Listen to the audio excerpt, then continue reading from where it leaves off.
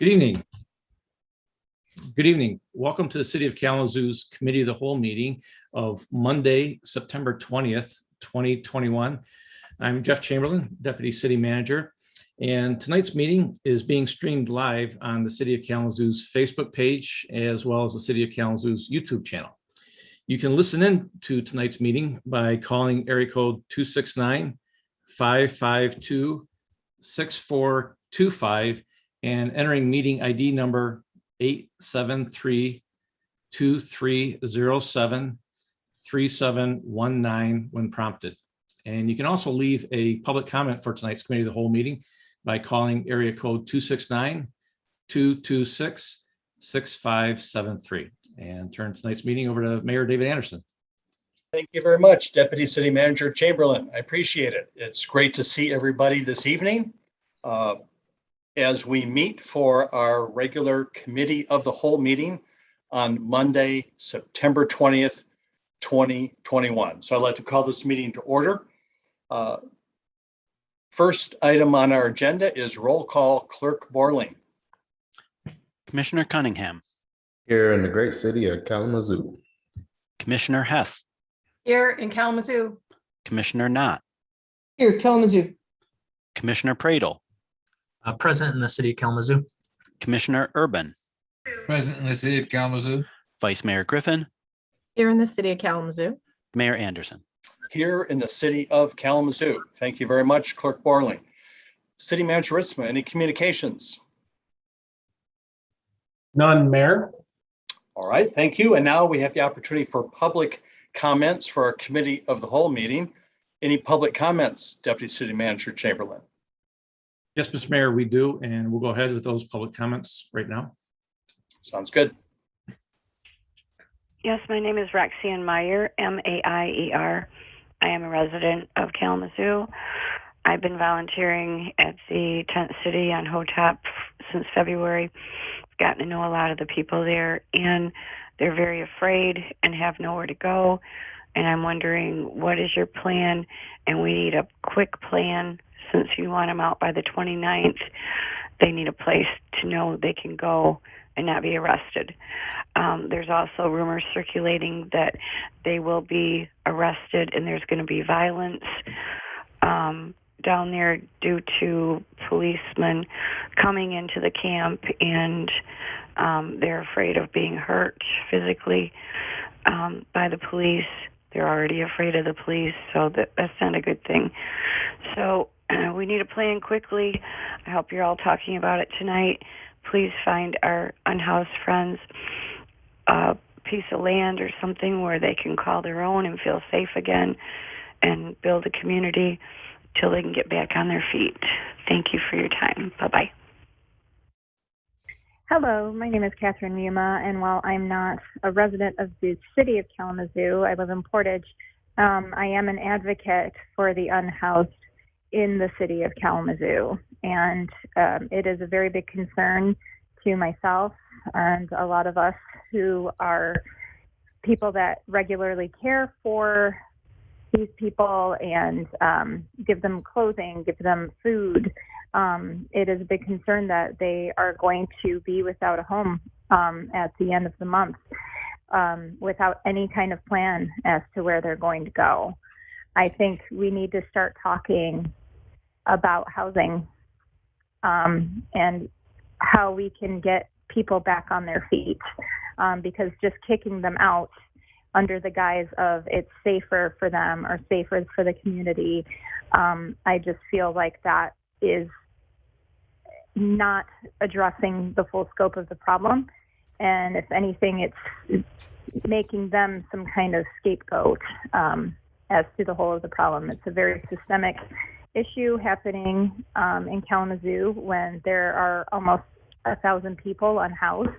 These are your citizens too, and we need to start caring for them and building things for them just as much as, you know, expensive skyscrapers and stuff for other people.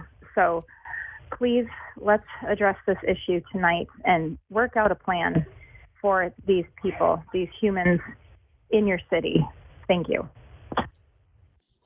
Good evening. My name is Dick Schultz, and I live in Ostemo Township at 2949 Sunset Road, Kalamazoo.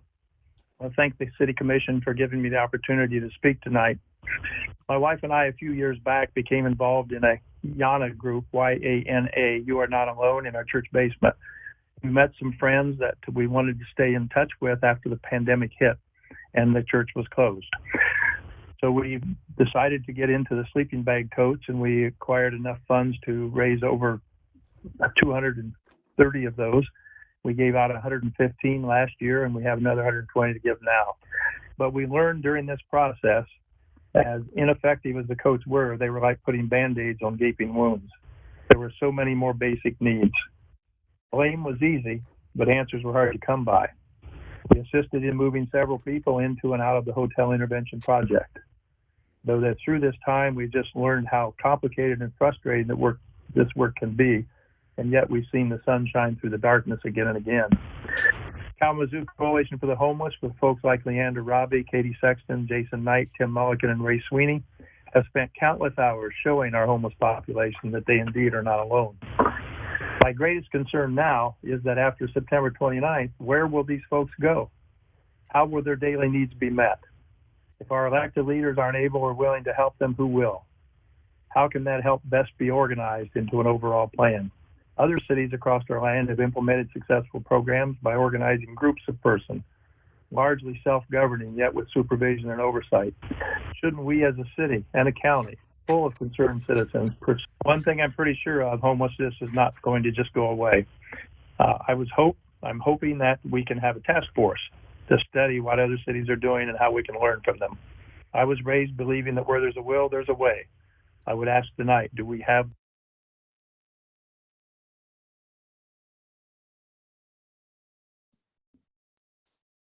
Mr. Mayor, that was the last call that came through for tonight's meeting. Thank you, DCM Chamberlain. I want to thank everyone who took the time and made the effort to call in and leave us their thoughtful comments. I appreciate that very much. Next on our agenda then is the work of this evening's Committee of the Whole, City Manager Ritzma. Thanks. Well, first of all, DCM Chamberlain, are there any agenda items to preview? Just wanted to remind everybody that we do have a 7 o'clock business meeting tonight, and that there are 2 public hearings on that agenda tonight, one for a rezoning request on Elcott, and the second for a tax abatement extension request by Graphic Package International. And then on your regular agenda, there are 3 items tonight beginning the process of related to the stimulus funds. And so we'll be discussing that tonight also. So that is also. Thanks. So Mayor, thank you this evening, commissioners. And tonight we have our Parks and Recreation staff here. And one of the topics that came up as ideas for a committee of the whole meeting was our youth.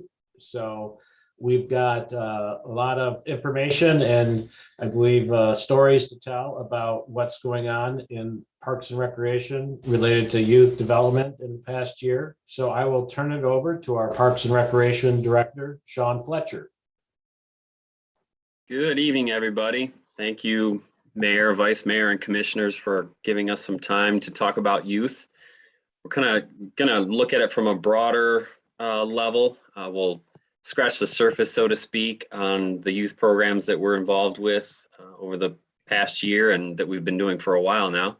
I have a couple great team members with me. Those of you probably know Pete because Pete's been with the city for a while and is all over the place.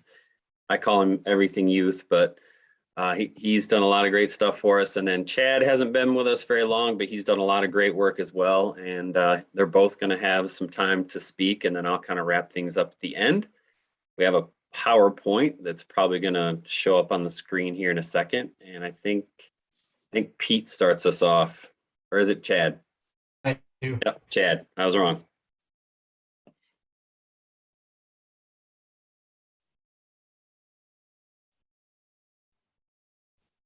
Awesome. As Sean mentioned, my name is Chad, Youth Development Coordinator with Parks and Recreation.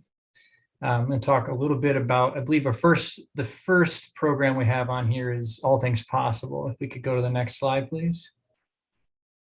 Yes, so All Things Possible, or ATP as it's commonly referred to, it's our incoming high school teen program that aims to reduce the summer learning as well as implement college and career exposure. One of the other big things we instill in the program is life skills and interest groups. Life skills can range from anything to culinary, how to change a tire, how debt, how credit cards, how college applications, stuff like that would work, things that I didn't have information when I was in high school. And then interest groups, we really lean on the staff for whatever we're able to implement. We've done woodworking, we've done DJing, juggling, again, more culinary stuff. So it's just a lot of different things that the youth would be interested in. The program's really taken off, and with the FFE funding and partnerships we're able to make throughout the city, we've been able to partner with people. Don't want to forget anybody, but there's so many of them. But some of the big ones: WMU, KVCC, Public Media Network, Third 90, Ken Barr, Strengths and Career Quest. Those are some of our recurring program partners that make a big difference in this in the program. Can we go to the next slide, please? So some of the partners that kind of come from the program, we try to make them educational, obviously. So what this program here is a partnership with Third 90 that really helps us hit on biology, which is one of the main struggles for high school students, especially freshmen. We find that if a student fails biology or algebra, the percentage of them dropping out of high school drastically increases. So this program with Third 90 took us to Hope College. So here we are on Hope College campus, and it was a turtle study in a pond. So we taught the kids a biology lesson. This one was what determines the gender of a turtle, which is the temperature of where the eggs are hatched. Another kind of great part of this program is the young lady on the left. You can see her profile. Started in the program several years ago as a participant, and this year was her first year as a staff for the program. Can we go to the next slide as well, please? So some of the other cool partnerships, like I mentioned, we have Western Michigan University. We're very thankful to be in the Student Rec Center on their campus. We've also gotten, as the years have gone on, a lot more different departments involved. Their esports arena, which is awesome, virtual reality labs, engineering and applied sciences campus does some stuff with us every year, aviation, and we've had the sports teams as well come out. We've had the volleyball team come out and do some sessions with us. The picture on the left, obviously, was our sports facilities tour, where we got to go on the field where the Western Michigan University Broncos play, the same WMU Broncos that defeated Pittsburgh this weekend. And then on the right side, we have the aviation. So they're actually able to go in and do some hands-on learning, sit in a cockpit, see how the buttons work. We've had EMS come out there, and they same thing. They're able to go in, play with the buttons, play with the sirens. So it's fun, hands-on college and career exposure that is just really, really hard to come by. And throughout the years, I mean, the programs continued to evolve. COVID kind of threw some curveballs, but we were able to adapt it. One thing we were able to do over the past couple of years is break it into sections, or different sessions, I should say. So we were able to still serve as many youth as we possibly could while being safe. I believe that is all for All Things Possible. Go to the next slide. Yep. So this is me as well. After school programming, pretty straightforward. We do some homework help or tutoring. We also do reading supplements, and we do recreation activities with the kids every day after school. It's a very basic but essential program. It allows working parents to know that their kids are somewhere safe. They're getting some homework done, which alleviates a lot of the responsibilities for going home. You don't have to worry about doing homework. You can go home and the kids can be kids. Parents can go home, get dinner started, and it's just one less thing that they need to worry about. Same thing with this program. We have several different sites, but it's across serving different communities within the city. And this one as well continues to grow. We're getting more partnerships every year. We've had Kalamazoo Book Arts come do stuff with us. Zoo, one of our staff is actually a local artist, and she does some phenomenal painting activities with the students. Currently, we have First Tee Golf happening on Mondays, so it's just some really good stuff that's kind of evolving this program. Next slide, please. Swim for Success, another awesome college partnership that we have with K College. So this one is a tutoring and a swim lesson program. So the first half of the program is getting tutoring by K College's swim team, and the second half is actual swim lessons from collegiate athletes on campus at K College. This year, we're happy to start in K College's new natatorium. We've had a lot of families take be a part of this program over the past few years. We've had some really great turnaround as far as kids joining swim teams when they get into high school. We've had some of our K College coaches tell us these kids have started from being afraid of water to now are ready to compete in a high school level. So it's a really great recurring program that we see families take advantage of year over year. Next slide, please.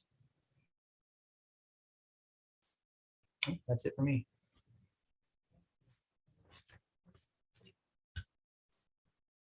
Oh, Pete, I think your mic's off.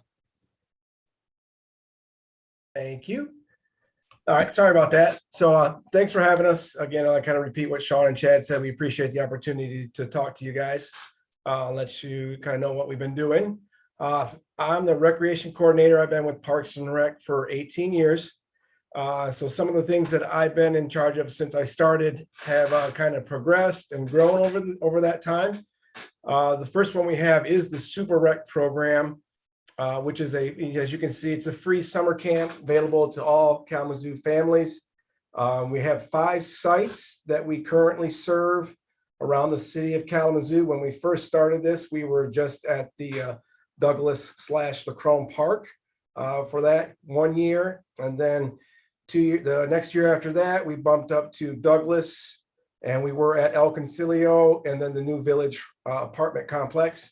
Now we've kind of grown out of all those places, and we are now at the Oakwood Neighborhood Association, still at the Douglas, who we've been partnering with them for over 20 years to use their space. We're at Rockwell Park. We've been there for 3 years now. We are at Southside Park, which was the first time this summer. And that came about logistically because this El Concilio was not available to use because of COVID reasons. But it allowed us to move to one of our own parks and be outside and be in a centrally located neighborhood for the kids over there. And then we were at New Village Apartments again, but because of COVID and that being a small area that we had inside, we actually picked kids up at that site and van them over to Rockwell Park, and we had a combination site there for the summer. And along with Oakwood, because not being able to get into that what used to be the K-3 school in Oakwood, the neighborhood area there, we picked up kids there also by our vans and took them over to Southside. So we had a combo site there as well. And this kind of all started out because of the need that families still needed from us, even though there was financial assistance available. That didn't always help those because there would be a little bit of money they would need to pay for that weekly fee. So Sean came up with this program to be able to assist those families that needed something for the summer, somewhere safe for them to be, something fun for them to do, get introduced to new things. So that's how the Super Rec program started. And it's grown over the years. Our numbers match the numbers that we do at Camp Kazoo, which we'll talk about shortly.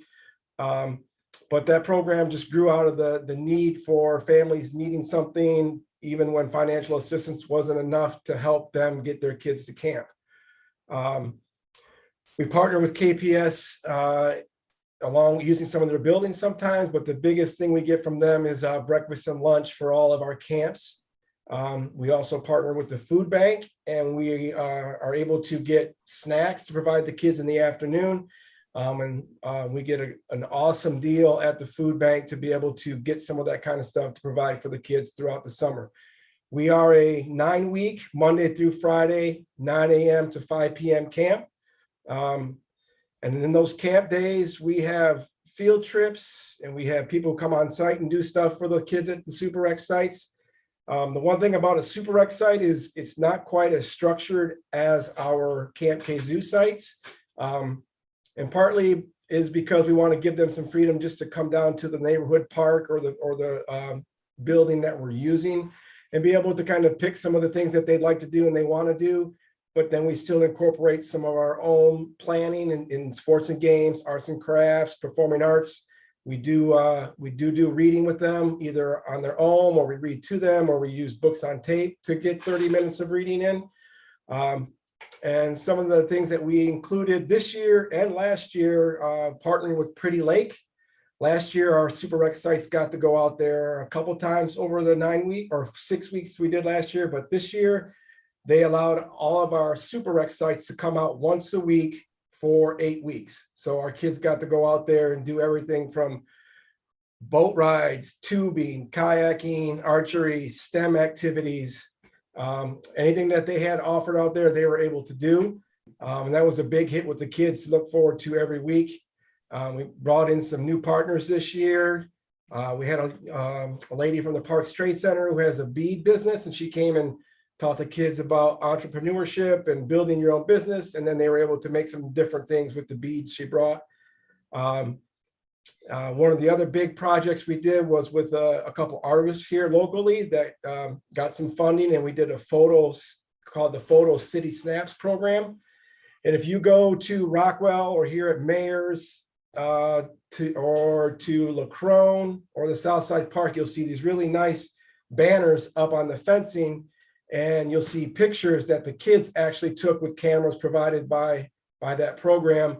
And all the kids were able to take pictures, pick out which ones they liked, and help do all the setup and layout. And just the last ones got put up at Lacrone and Rockwell this as of yesterday. So if you ever get a chance and you're out by the parks, you can kind of see what some of the kids did this summer.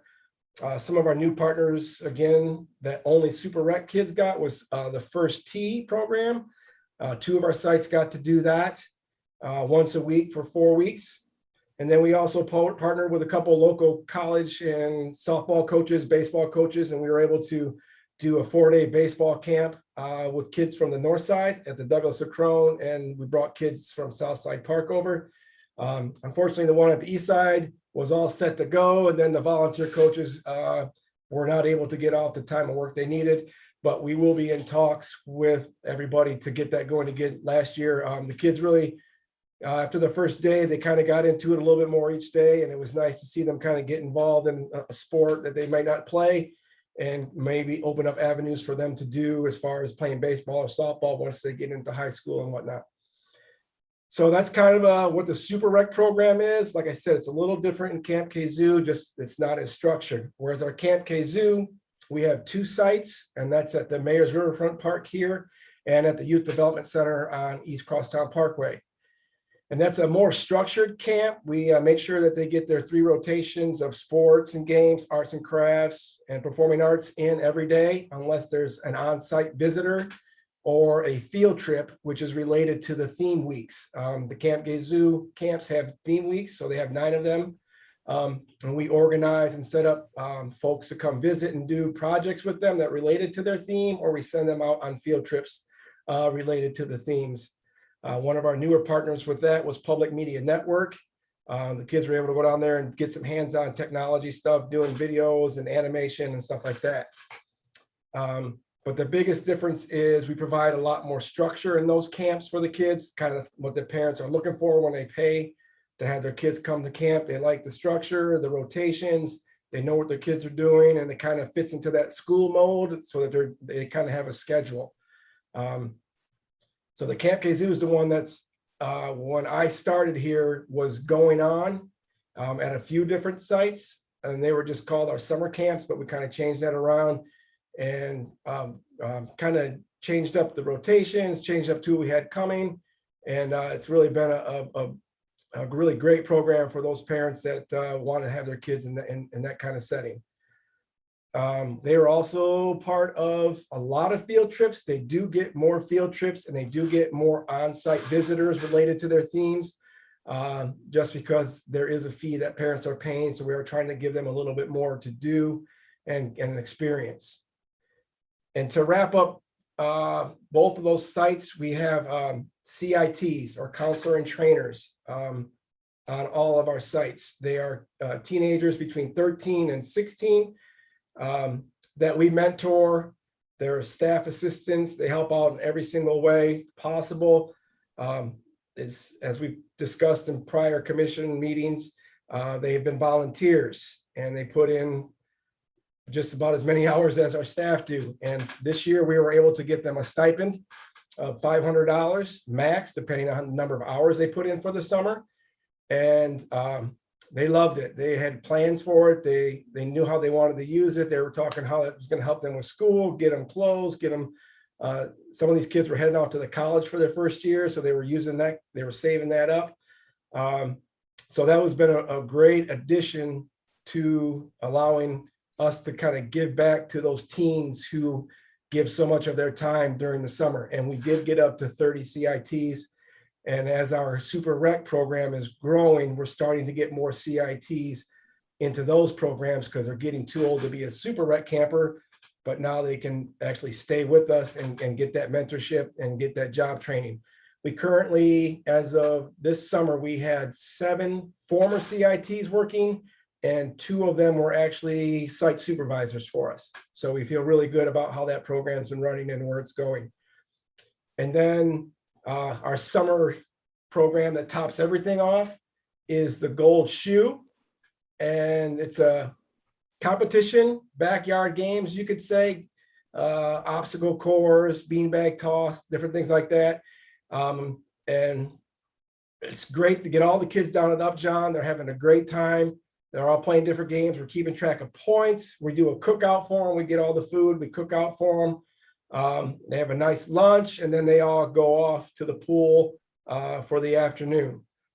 And that is kind of our Super Rec Camp Kazoo. If the next slide after that blank one,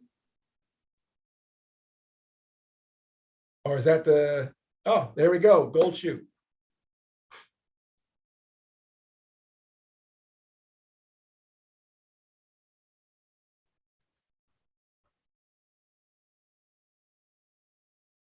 And now they're headed over to the pool to cool off. Hi, I'm Pete Arts with the City of Kalamazoo Parks and Recreation Department. We have just wrapped up our 2021 Gold Shoe competition among the 7 campsites we have this summer. Part of the competition is a number of backyard games, and then we have a cookout for the kids, and now they're headed over to the pool to cool off. And congratulations to our 2021 Gold Shoe winners, Southside Park.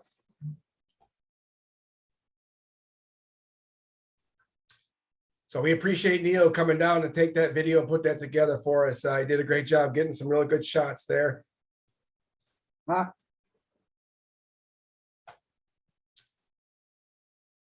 then I believe after that is our youth sports program. So I started this probably 7, 8 years ago. I took over a couple of the things from a gentleman who retired. I took over his archery and his golf. But these programs are offered to reach out to the youth in those middle schools who aren't your typical basketball, baseball, volleyball, football player who may, there's no sport for them to necessarily do that can get them attached to their school, feel part of a team. So I've kind of built up the golf league from 4 schools to 8 schools participating in that. I started a bowling team for the schools. This will be year 6 coming up that runs from November to December. And then we still are doing the archery. And I have 8 schools in that now. We take about every open hour that Brooks Archery has to fit all the kids in that want to do it. And then we also at Maple Street specifically have an after-school soccer league that I've been running there for about 10 years. There's 2 great teachers there that I work with from the beginning that are just involved and super interested in getting something for those kids to do after school, in particular the sixth graders, because they can't play any of the seventh and eighth grade sports yet. And now we're working with Western Michigan in getting a esports gaming league started. Just, it's another way to just reach some of the kids who don't participate in some of those traditional sports. And now there's a way for them to be part of a school team and also, be able to do some things individually that fit who they are.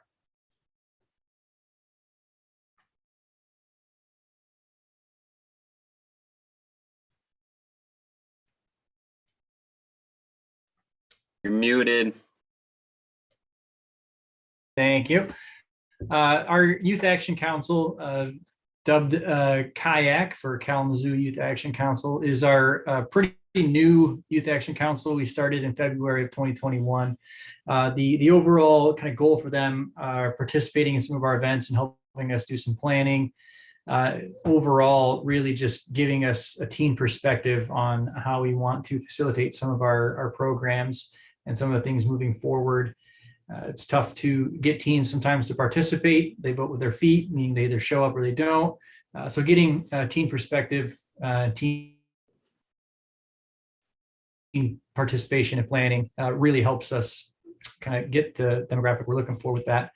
And then again, they're working on some projects as a group, kind of voting on those different things, and then all the while helping advise. So this year they're they advise me on the All Things Possible program. We have a few other things kind of down the road for them to help us do some advising on as well. Again, very, very young council, but definitely very active and ready to go out and help the community. I believe that's next slide, please.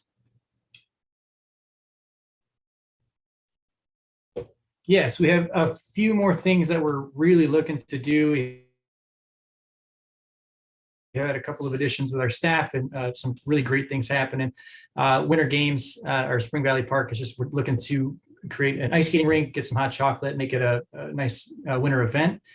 Bike Rodeo is a collaboration that we're doing with Kalamazoo Public Safety right here at Mayor's Riverfront Park, teaching kids basic bike safety, helmet fitting, bike bike skills, and we have a little obstacle course for them to kind of drive around and practice bike safety on.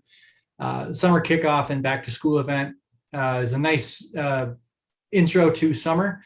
So we're looking to do some like slip and slide, kickball, splash pad events, stuff over at Kick Pool to make it a nice intro to our summer. In our spoken word, poetry in Bronson Park, we're looking to get a nice teen event going where we can have them collaborate with some of our local artists and musicians that typically participate in our lunchtime live programs. So those artists will work with our teens to organize a spoken word or music program during one of our lunchtime live sessions at Bronson Park during the summer. And then Pete, I'm going to let you talk about esports. But you're muted, so. So I just had a final meeting with the esports gentleman over at from the Western Michigan. He works in the rec center, and we met Friday and kind of finalized details to be able to actually provide this opportunity. We're looking to start in the middle of October, and it will be a 6-week program, 2 nights a week. And it'll go for 6 weeks, and then we'll be able to offer it again in early spring. We're just kind of sandwiching around when the college students actually have their esports leagues. It is a program that we're looking forward to get starting. We think it's going to be gigantic. It's just a matter of trying to find enough space and time to be able to get everybody who's probably going to want to be involved. But since it is a actual college team and they also have a club there, it's a college sport, they travel around and play. We do have to kind of work with Western and their space and availability. But in working with Western, with Andre and Amy over there, we were able to figure out a couple different 6-week playing options. And we're looking forward to getting that going. I'll be going into the schools and talking to the kids at the different lunches and letting them know about it. And but we're excited to add just one more thing for those teens to be able to do. This one won't be directly after the school, but it'll be early evening. So kind of in a way fitting that need of after school time, but kind of early evening where they may be looking for something to do, but now they actually have a proactive and something they like and a place to go.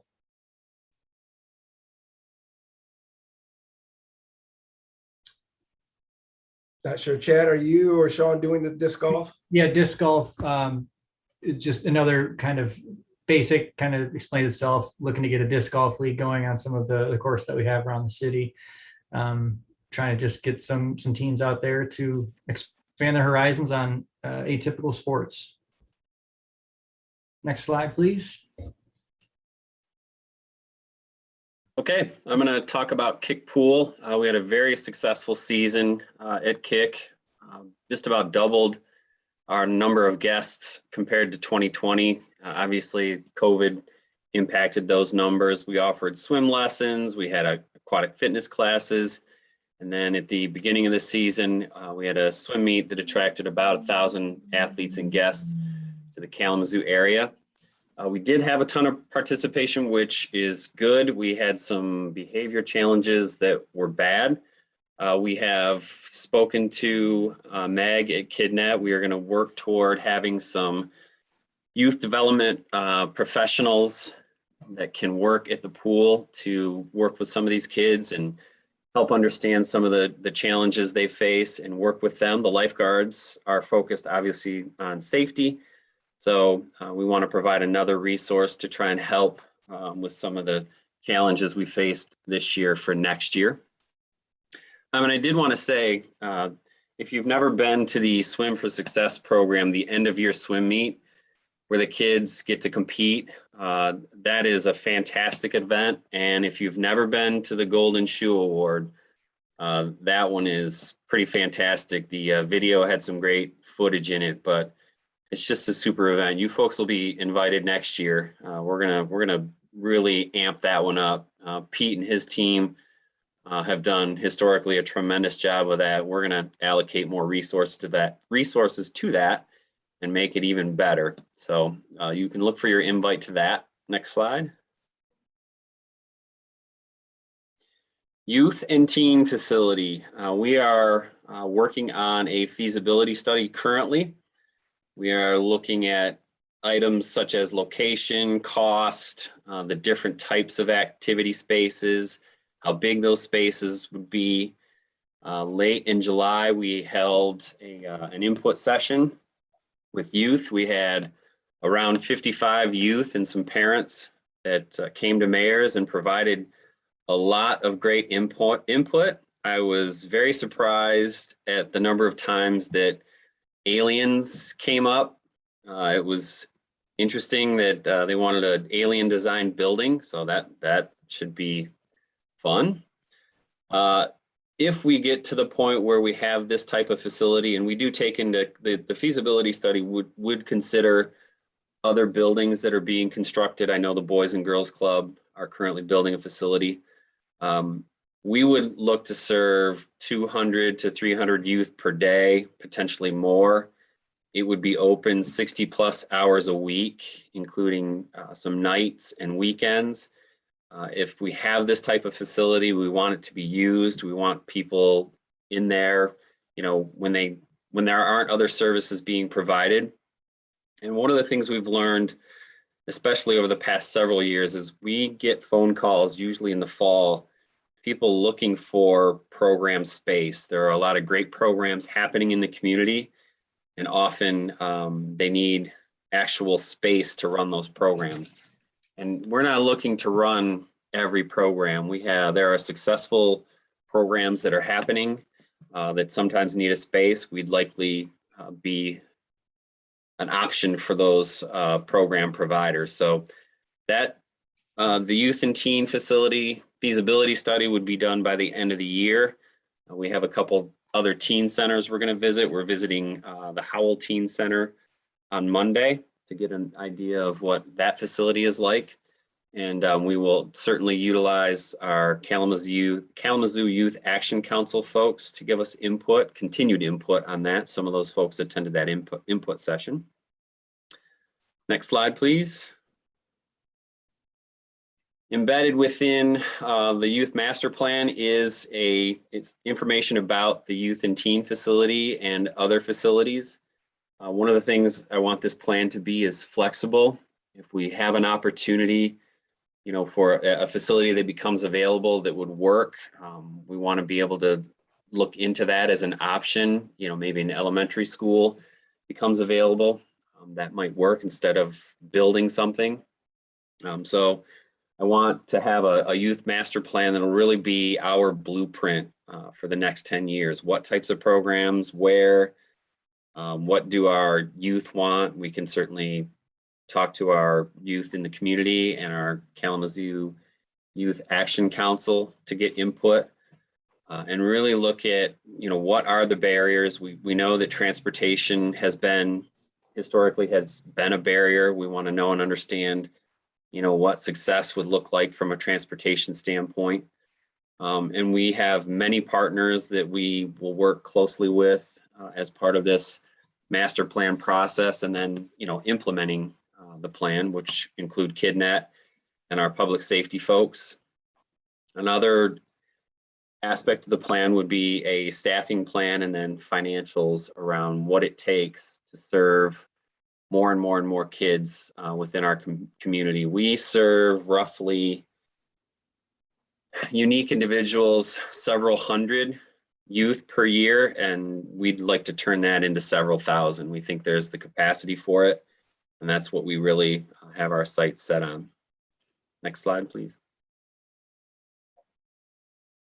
So I probably will sound like a broken record, and many of you have heard me say it, but we have to invest on the front end with these young people so that we can get them on a good path and keep them on that path so that we don't have challenges with young adults later in life.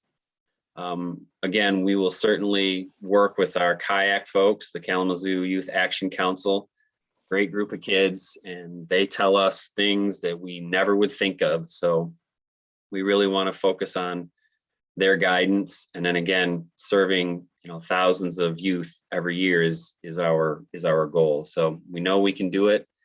I want to thank Chad and Pete for they do awesome. They do so much with so little, and they've developed some amazing collaborations and partnerships, and we can't be successful without those folks. So it's a thank you to those collaborators and partners as well. So I think that was the last slide.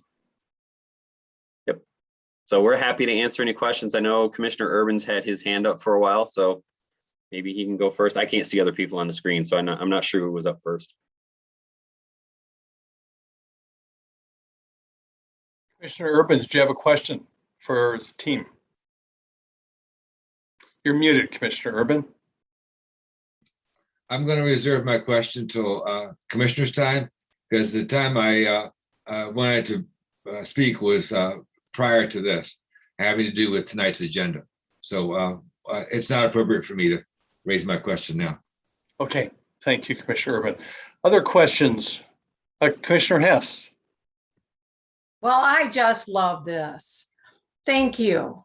Thank you, Sean and Pete and where are you? Chad, for all that you've done and what you presented here. I have a few things.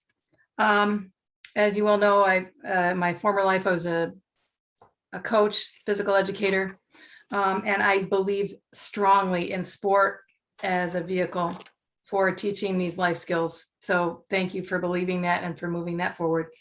I love that you're involved with KidNet, that you are a leader with KidNet, and that you're deeply aligned with their values, and that you've used KidNet as a resource for kickpool and bringing in the out of school time folks to help with that.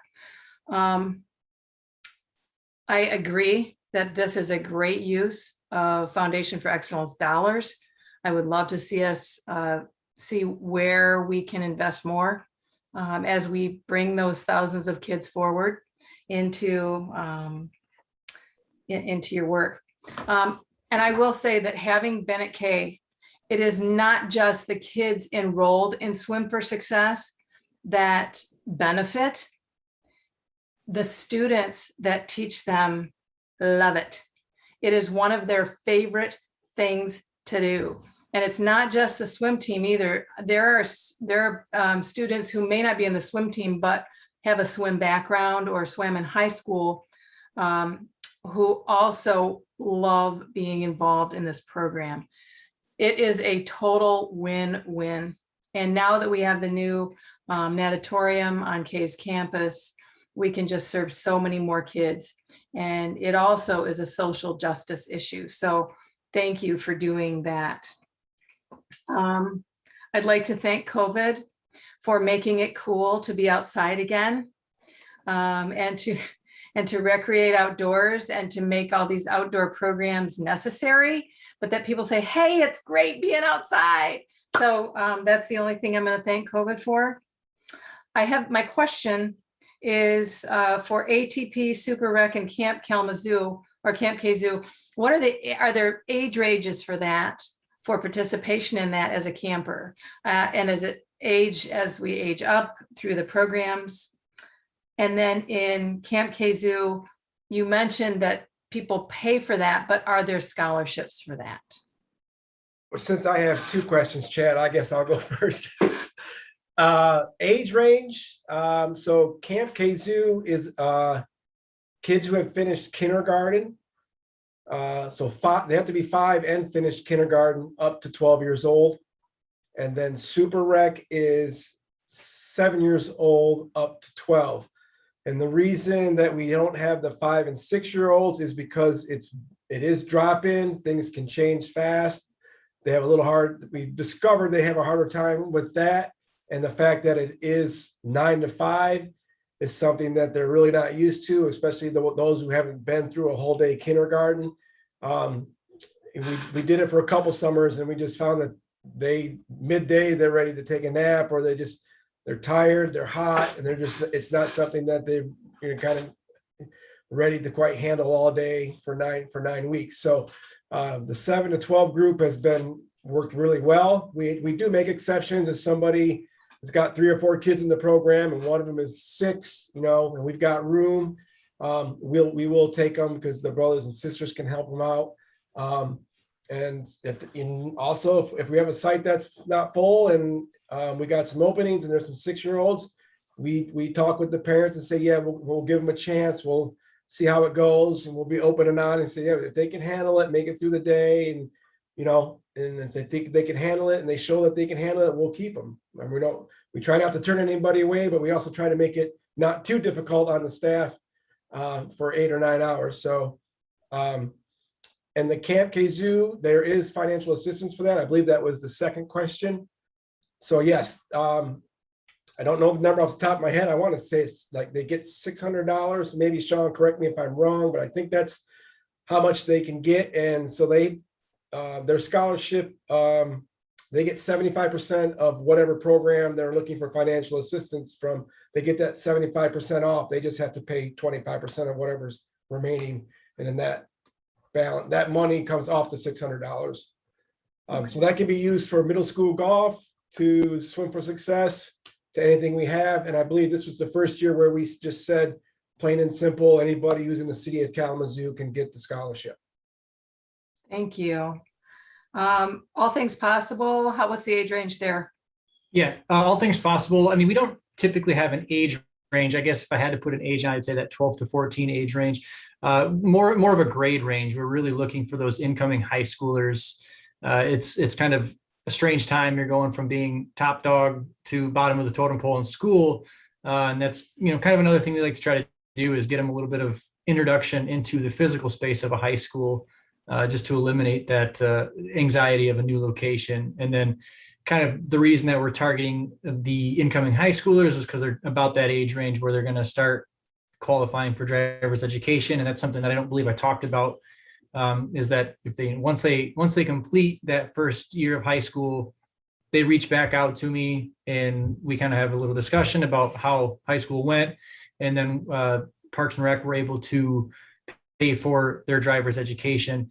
So it's kind of an ongoing process where I get to see them, or at least talk with them and the parents several years and seeing them kind of out and about in public. I just saw 3 of them this weekend at the Allegan County Fair. So it's great to be able to see them year over year. There is no fee. All Things Possible is completely free, and the benefits are fantastic. Another benefit is working with my city YOU. I'm able to get a hold of my contact there, and we're able to get them some priority placement for a job placement for the upcoming summers. So definitely some great benefits for a free program, thanks to the FFE. That is so fantastic. Thank you. And I really want to publicly thank you, Pete, for working so hard to get that baseball and softball going. I'm going to be back. I mean, I really want that to go. And also thank you for working with the First Tee folks.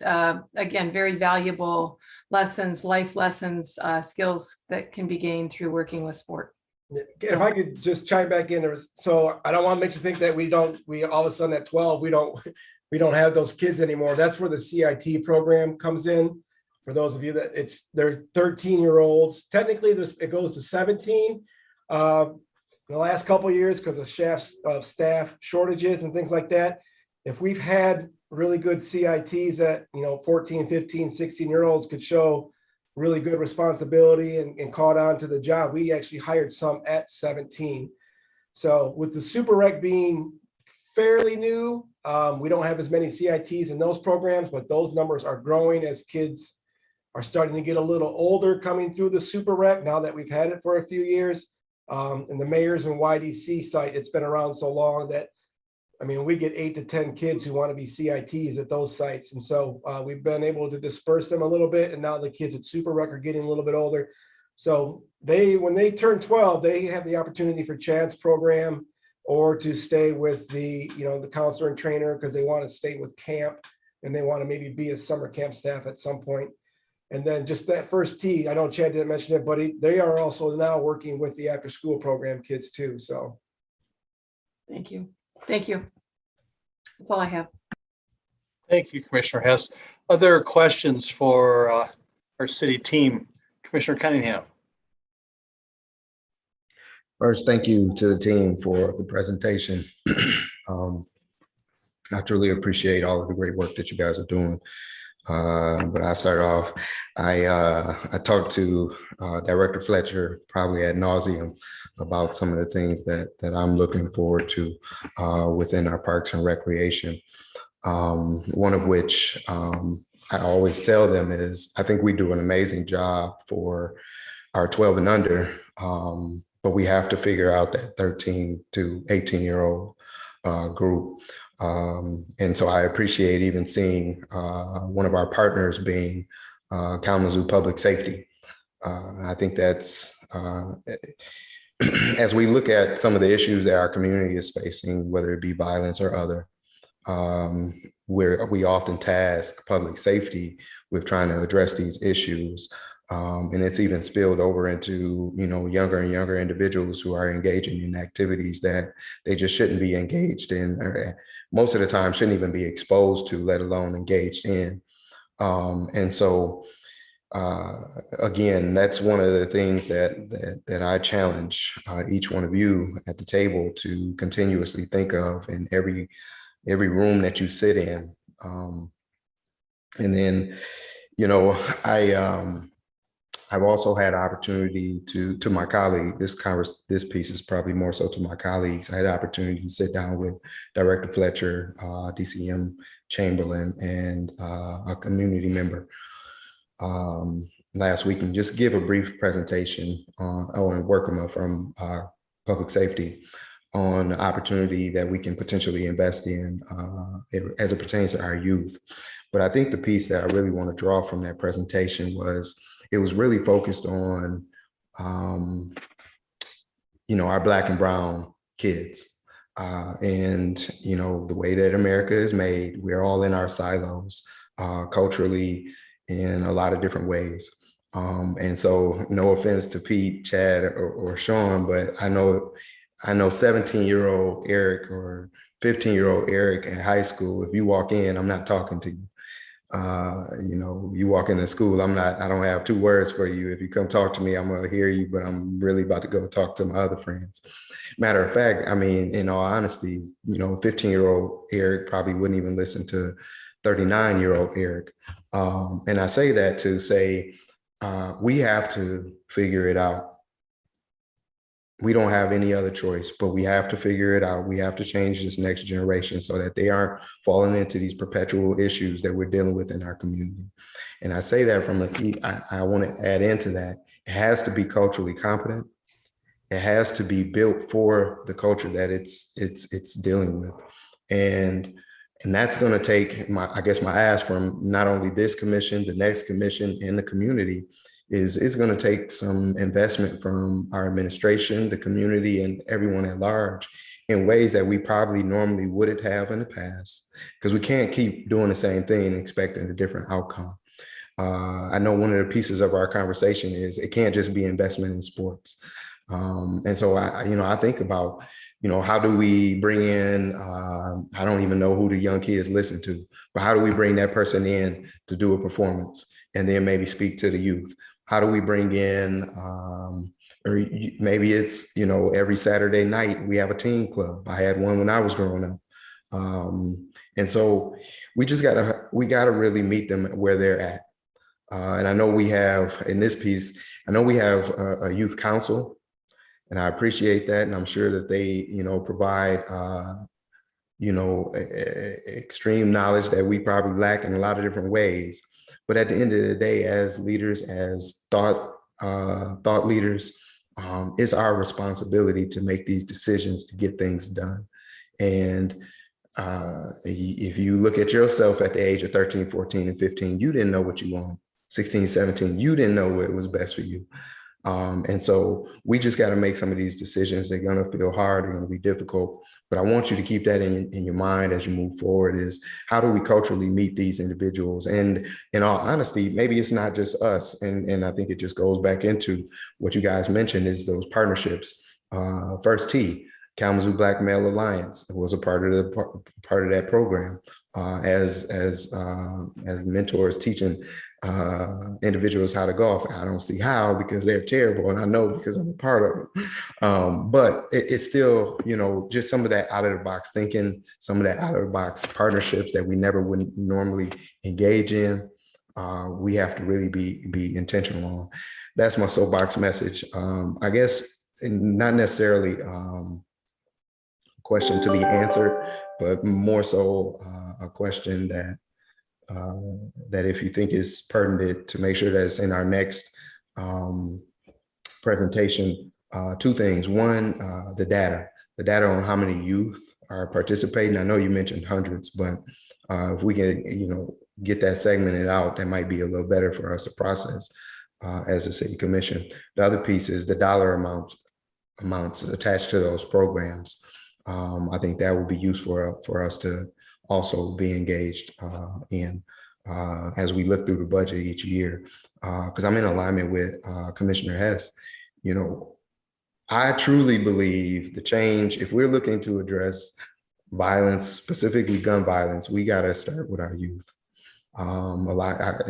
Maybe I'm jaded, maybe I'm insensitive, but older individuals, they got their mind made up. Typically, the only thing that's going to change their an act of God is what's going to change their mind, because they've already developed, all of these habits or whatever it is that created that moment for them.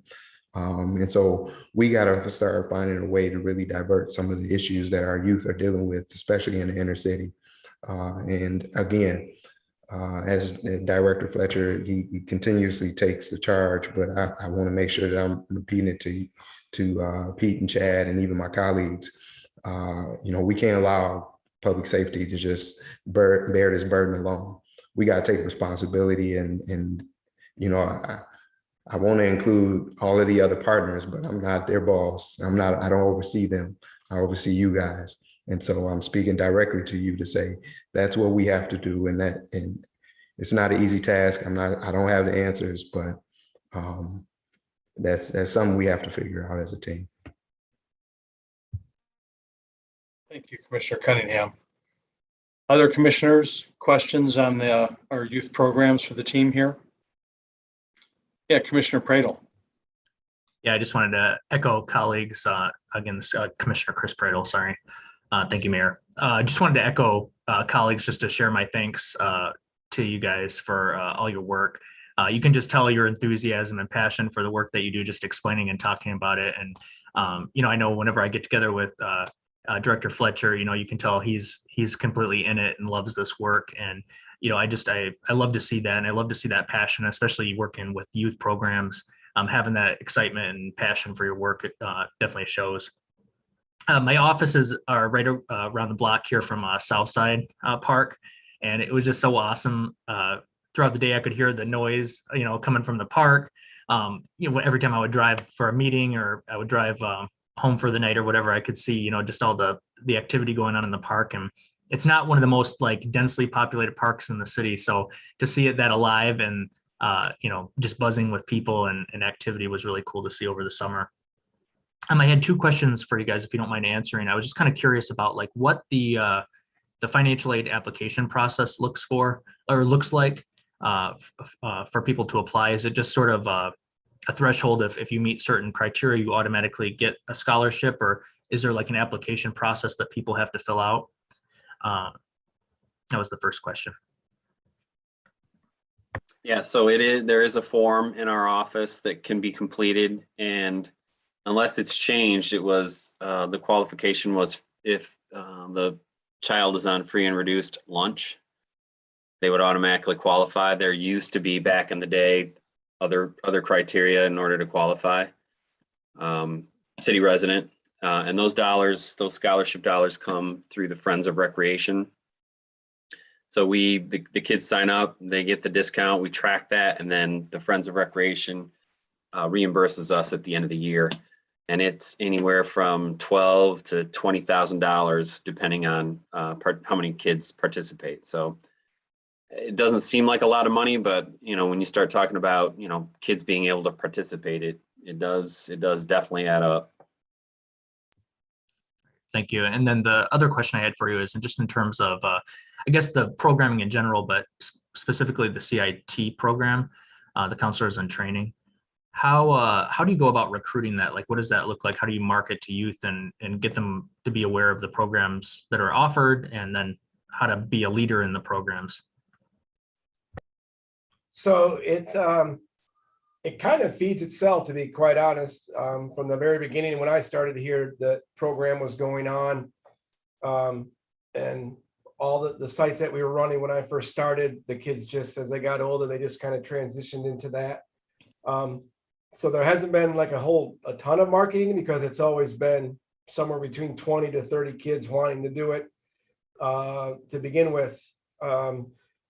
We have done a little bit of marketing lately, just getting the word out into the schools, to the middle schools, the people that I know that can reach those kids. And then a lot of the staff that we brought on into the Super Rec program as supervisors and or just the recreational staff, they know parents, they know families who have teens, or they themselves have kids, and they recruited them, brought them on, and then they bring a friend or two. And then, like I said, as that Super Rec program has now gotten a few years under its belt, kids that are too old to be campers have transitioned into that. So it's a nice feeder system, I guess. And being that we were looking for 30 kids for the stipend for the first year, I would say 20 of those kids that we had out of the 30 were already CITs from before, if not had heard about it and wanted to do it.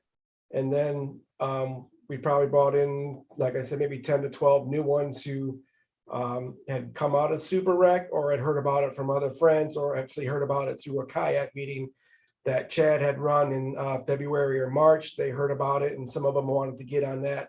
So they're working on that kayak board, being part of the, getting involved in city activities. And now they became part of our summer camp team. And I've had a couple say that they'd like to try to do some more stuff. What other programs do we have? Because they want to just continue, they want to be part of what the city's doing during the school year. Cool. Yeah, thank you for explaining that. I just had a couple comments to share, just some feedback, I guess. One of them is, any barrier that I think we can try to eliminate, and even 25% can seem like a mountain to a family who has multiple kids. Here at my day job, 50+% of people we work with are 30% AMI or lower, and you do the math of what that looks like. You have a $200 a month utility bill or whatever. I mean, there is nothing left, and any opportunity we can try to find opportunities that provide 100%, for certain scenarios would be, I think, a real game changer for families. And so I guess maybe one of the responses to that is I need to start directing more people to the friends of Parks and Rec. But I just want to make sure to lift that up, that I think that's, it's 75% coverage sounds great, but that 25% can really feel like a mountain. The second thing I was just going to share is just, for some families, that ability to have a 9 to 5 opportunity in the summer is a game changer. Childcare is hard right now for young families. I can tell you that myself. And it is hard to find a place that you feel safe placing your kid right now, especially with indoor facilities, having that opportunity for people to be outdoors and enjoy it. I can't imagine how much of a difference you made for so many families this summer by having an opportunity and somewhere safe to send their kid during the day and not have to worry. And the other thing I'll share too is for most of us who grew up with not a whole lot of substance financially, if we think back about like what kind of like spurred our like hobbies and interests and passions, it was just that exposure to something that maybe we hadn't seen or experienced before. And every single day you go home, that you are, just think of the hundreds of times that your touch points that you're providing each kid to find whatever that is for them. And so just hats off to all that you're doing. I'm so proud of that work that we're doing. You hear about all the infrastructure capital we invest in our community, and lights and roads and sewer and all that, but you are deeply invested in the human capital of our community. And so thanks for all you guys do. I think one of my favorite stories, Commissioner Pradell, this was probably, I think, when Super Rec might have started, but I was at the Oakwood Neighborhood Association and just started talking to a parent, and she was so thankful that she was practically in tears for the program. And she said, I just love this program. I was able to pay my electric bill on time last month. And that's what we do, make a difference. And, it's something that probably a lot of us take for granted, just paying your utility bill on time. She was so proud of that. And I will always tell that story, as long as I live, because it impacted me, and you felt like you were really making a huge difference in the community, at least to that one person. And there's more. Childcare is a huge burden right now. And I mean, even for what you would consider more like Alice or middle income families, I mean, you have 2 or 3 kids, it's significantly more than a mortgage payment, and that's if you can find a safe, affordable place to put your kid, right? So, I encourage us to continue to dream up opportunities to provide those opportunities for families. And Thank you. Thank you, Commissioner Pradell. Other questions or comments related to our youth programs?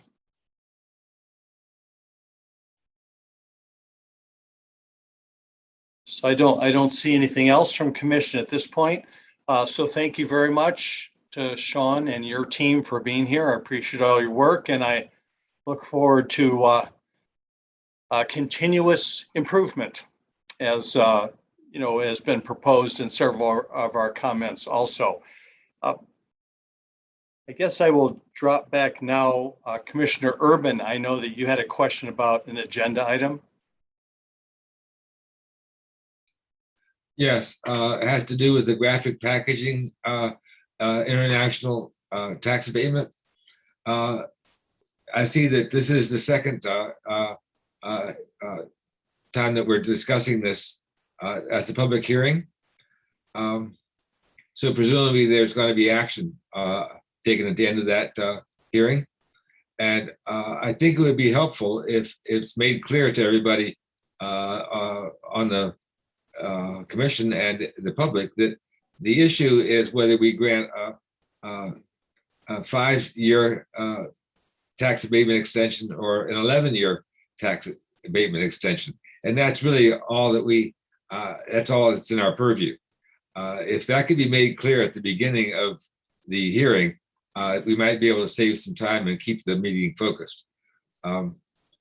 Does that make sense, or am I missing something? Manager Ritzman? Yeah, I think Commissioner Urban is right that, what's that? The question tonight is about the tax abatement. I know there's a lot of other areas of health and safety concerns, and those are important, but we've been advised that, under the state statute for these abatements, there's only a narrow amount of things that can disqualify someone from an abatement, and that has to do with the employment and following through on their commitments. So I think they're two separate things, and tonight is the tax abatement question coming before the commission. Okay, it also seems that since many people may not be watching the committee of the whole, Commissioner Urban has suggested that some information be provided along those lines. Yes. At the beginning of the hearing. Is that correct, Commissioner Urban? Yes, that's right. Okay. That'd be very helpful. Yeah, all right. You can do that. Commissioner Cunningham. For tonight's meeting too, I guess to kind of save time in that meeting, I guess I just want to get a feel to have the closed session at the end of the meeting with the individual that we are paying. I'm assuming presumably by the hour. Would it make sense to move that up to sooner in the agenda? I didn't even look to see where a good fit would be, but is there a possibility of moving that up?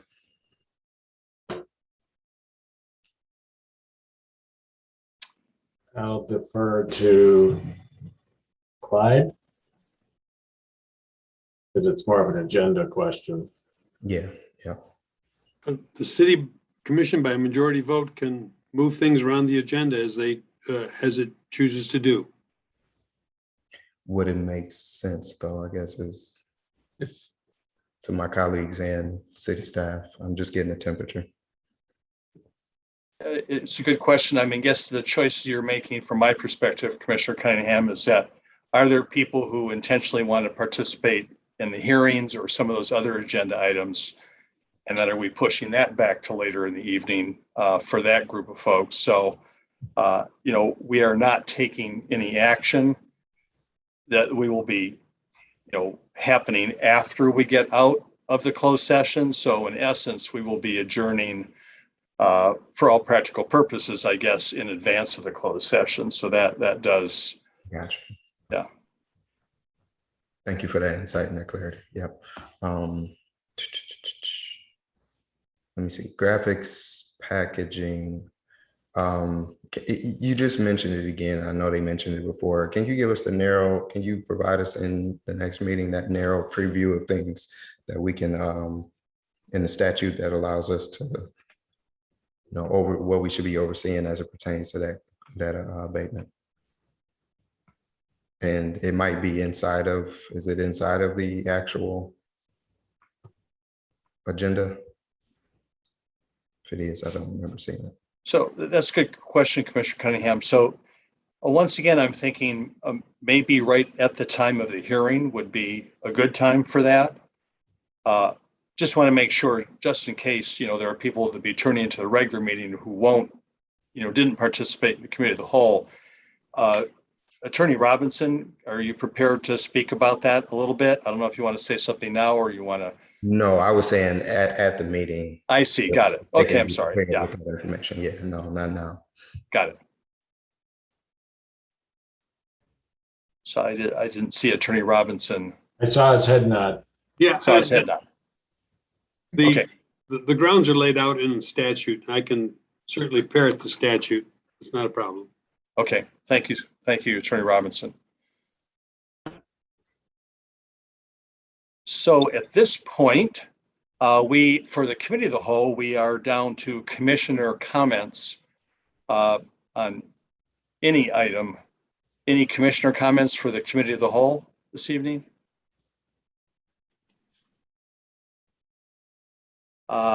Seeing none, then I just want to remind people that our regular business meeting starts at 7, so in about 45 minutes. We have already, Deputy City Manager Chamberlain already reminded us the items that are on the agenda for this evening for our business meeting. And we will all be convening at that time. So thank you for joining us for the Committee of the Whole, and we are adjourned.